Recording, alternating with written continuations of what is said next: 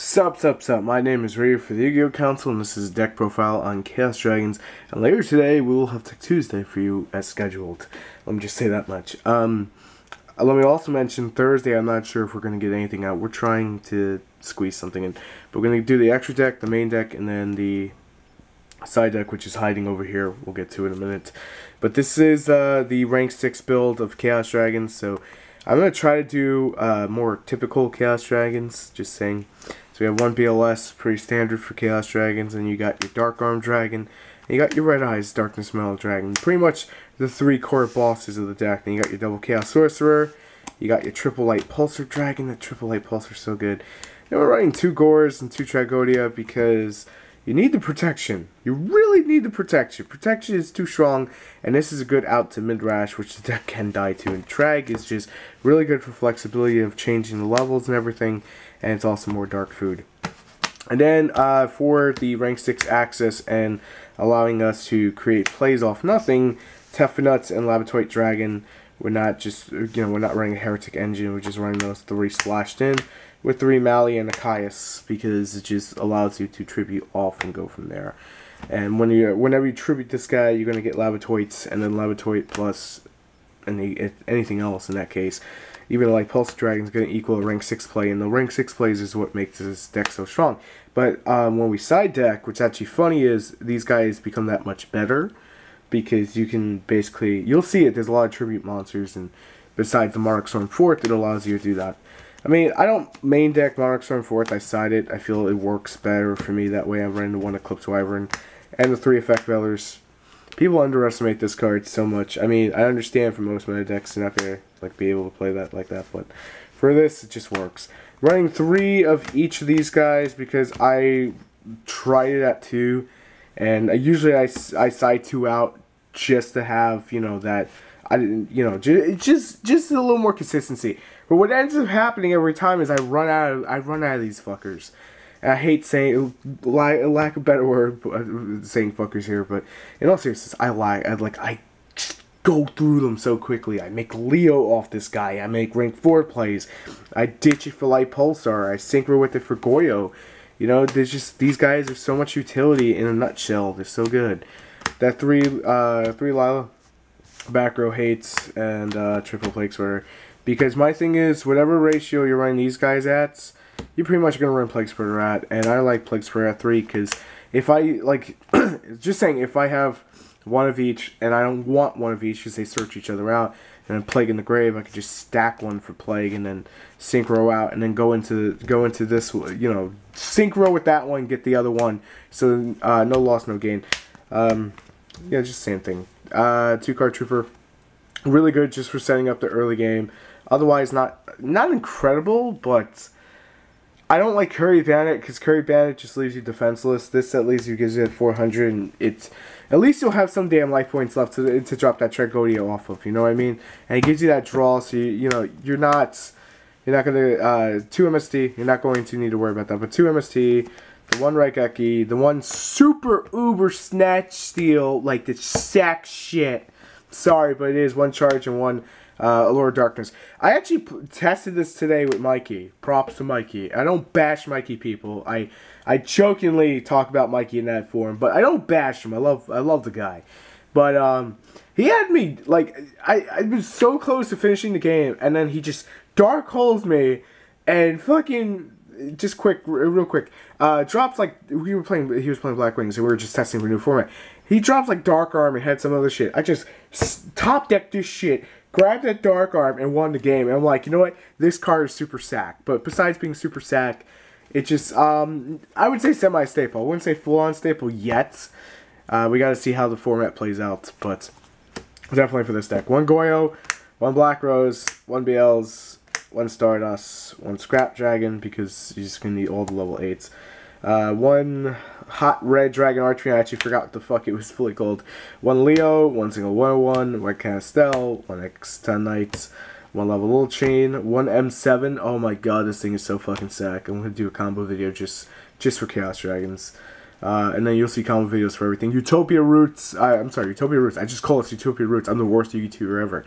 Utopia Beyond, This thing is so fucking good because you want the first effect. Besides it being 3,000, just that 3,000 attack stat, it drops your opponent's monsters to 0. So basically, you could just drop this, make them 0, overlay the Gaia, banish out, get red eyes, and just be a sacky piece of shit for days. Which usually I am about this deck. But in all seriousness, Utopia Beyond so fucking nasty in this deck, and that's a good thing. One Gauntlet Launcher. You can run Exapeel at some. They're great options. It's just I choose not to because these three are like the fucking MVP. Photon Strike Bouncer kind of lost its way, and that one Gaia status. And then we're going to cut into the extra deck. We're gonna cut to the side deck right now. All right, I just wanted to basically do that. Oh, and just in case anyone's wondering, I do keep a Gorse token around. The thing is, with the side deck, I wanted to take the liberty of taking up to like 9 minutes tops to talk about this. I'm being serious about this. So, I'm signing 2 Majesties. Shaddolls, I will not lie, Midrash is a bitch. So, I mean, you get the one special summon, and then we also have like Snatch Steal to steal shit up, so I could just tribute it off and burn this guy out. And then I was actually, you know, while I was like, I do sign this. I do. I'm still always signing that, but that's not the thing. I was like, you know what? I could actually do something because I have Tefunuts, I have, what the hell was it? The Mini Collapse, I have freaking, just all this like tribute food, even Monarch Stormforth. And I hate Vanity's Empty. I just hate Vanity's Emptiness. I hate Skill Drain. I hate the back row. I hate, like, I don't hate the, you know, having to play through it. I just hate seeing 4 of them at once and, like, nothing in the front row. I mean, I'm glad Moreltak's gone, but I don't know why the hell I wasn't signing this guy. I'm signing 2 Jinzos. Don't even care. 2,400, jump over that Midrash. No traps for you for day, sir. And just allows me to have these 2 on board. No effect. Oh, wait. It would never mind. They'll cancel each other out. This plus decree. Ignore my stupid comment. Second Caius. Main reason for second Caius, I felt it was needed now because it was just, again, the Shaddol matchup, pain in the ass, drop it, banish it out, Black Wings, a double honest, just banish the crap out and get the hell out of my face. 2 Jack Frosts, basically OTK stopper, allows me to go into this whole tribute, beautiful tribute engine here, and basically turn the deck into Chaos Monarch Dragons, which I had to show it in a dual video and do a breakdown for it because it's hilarious. And this is pretty much one of the key cards to that is Monarch Stormforth, because this does not target, so even Sapphire, as much as I love the damn bitch, when you basically, you know, you have that whole setup that you says your opponent can't special summon, this is the out to it. This is the absolute out to like every single card in this game right now. That just gives me a headache. Which is mostly just anti. You'll see where Nailcloths, they'll drop the Djinn and they'll banish it out, and then they'll drop their giant freaking ritual because they're douchebags. No, I love them. But in all seriousness, this is a big out to it, and if you have a deck like mine that has a bunch of big monsters that are level 6, 5 range, this is your best friend to play in your side deck. I'm not even lying to you. 1 Dark Hole and 3rd MST. I like Dark Hole for the plays it could bring. I said that last format, and it was the main reason I was main decking it over Raigeki, but I feel Raigeki is just so much sackier, and I don't have to give up my board. And I could still create those light pulsar plays, so I was like, you know what, I'll just side it in case I need more destruction. 3rd MST, Killer Fort matchup, Killer Fort matchup, Killer Fort matchup. I mean, even with Monarch Stormforth, you know, it just helps me deal with it a little bit, keyword, a little bit. You know, them double Caius, it helps a little bit. But the 3rd MST does put in a lot of work during that matchup. And right now it's only Pendulum deck. But when we get to Neocloths, they're not really going to be playing like giant, huge back row. They're going to be trying to stop your giant back row. So I'm trying to keep that in mind. So like things like Jack Frost and Double Gores and Trag, they're going to help me get around that. And then this guy here is just going to curb stomp them until they drop something that's bigger than him. But that's, you know, he did his job. End of the day, he did his damn job. And the final card in the whole deck is Royal Decree, because Royal Decree just says no traps. And I know some of you are going, but you have Jinzo. But here's the thing. If Skill Drain's already on the board, and I can't get to my Jinzo, well, I only have 3 options plus my MST. Why not just go the full on 5, 6, 7, 8 like route, you know? Just have those 8 cards, especially with the size deck I'm running. I think it's like 44.